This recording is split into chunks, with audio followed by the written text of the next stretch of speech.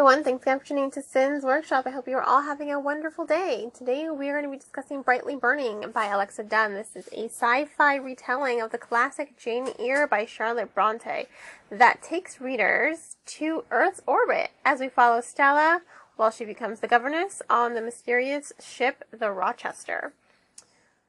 Personally, I love this book. I love Gothic lit. And Jane Eyre may be a romance, but it is a Gothic romance. Jane Eyre, Wuthering Heights, those are two of my, pretty much anything by the Bronte sisters. I love the Bronte sisters. I'm more of a Bronte person than an Austen person.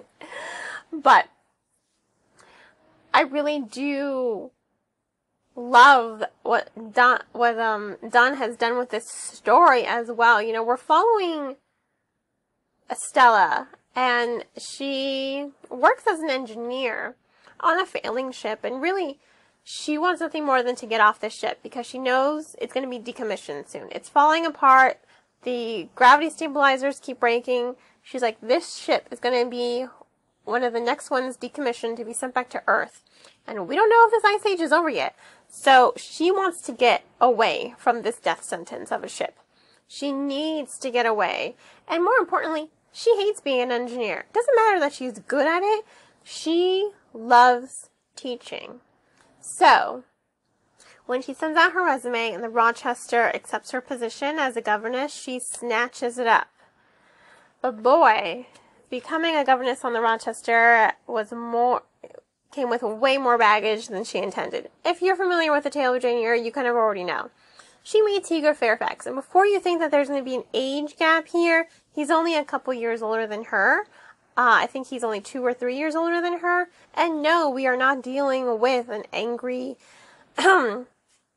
wife that he keeps locked up in the attic. Instead, we are dealing with a mentally insane mother who was unfortunately experimented on. So her madness isn't wholly her fault. I love the plot twist in this story. Let me start there. I think the plot twists make this story very inventive and very captivating.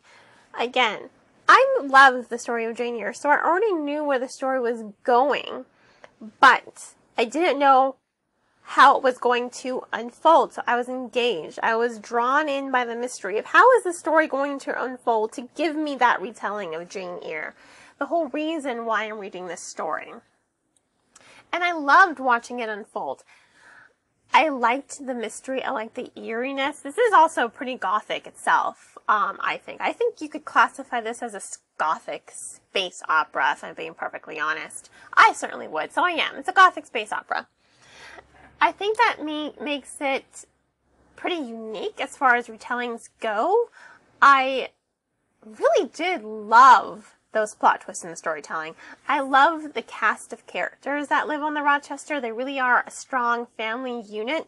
And I like that Stella is aware enough to be like, you're all hiding something from me, and I don't know if I should be scared or not. I don't know if I should trust any of you. Because of course they're all hiding the secret of Hugo's mother. Now, Hugo and Stella, they're so cute together. They are both book nerds. In fact, he has a collection of actual physical books on his ships. So when Earth was going into the Ice Age, his ship was one of the ones that was selected due to money and prestige, that was going to collect the classic, books, literature, and hold them in an environmentally safe room for safekeeping in case, the books got destroyed in the libraries, at least the physical copies. So he holds on his ship actual physical books that she can read without having to read them on a tablet. And oh my god, does she nerd out. There is a Hermione reference. The books that she reads, I'm pretty sure she reads Within Reach, the Everest story. She's reading a whole lot of books, and I'm here for it, especially with all the nerdy references. I'm like, oh, I've read that one. Oh, haven't read that book yet. But if you are a book nerd and you read a lot, you're going to appreciate how nerdy Stella is and all her book references. I mean, the Hermione mention was just hands down. It was smooth, it was fluid, came out of nowhere, but it fit in the plot line so perfectly. I was like, okay, I am here for this. And that's how they bond. They bond over reading. And who can't love that? And I love that they are both, you know, an age-appropriate couple. They are an age-appropriate couple, and his only baggage is he was saddled with a lot of responsibility at such a young age that now that he's 18, 19, he's a bit of an alcoholic.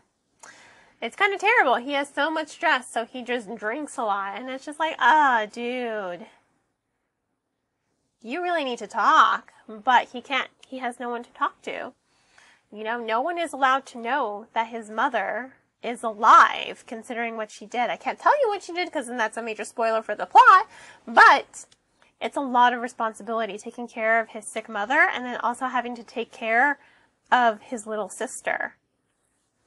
So there's a lot of complexity that goes into their characterization that does lend to building up a really good dynamic between the two characters.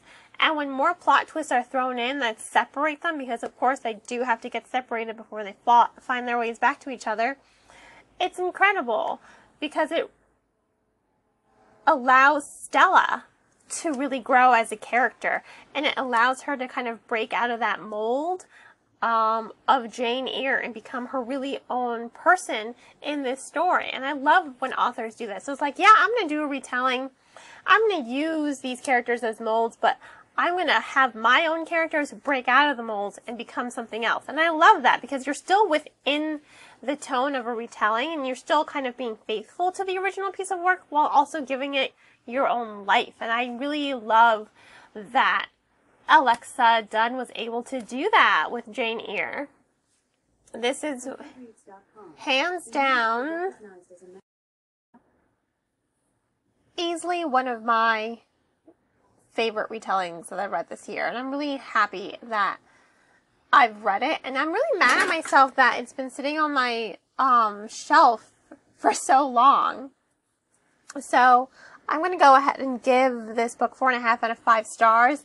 It really was such an incredible book, and I highly recommend it. So if you want to go ahead and purchase it yourself, check it out for yourself, I will, of course, include links in the description of the podcast. And on that note, I hope you all will continue to support me here by liking this podcast, subscribing to the channel, and sharing it with all your book loving friends.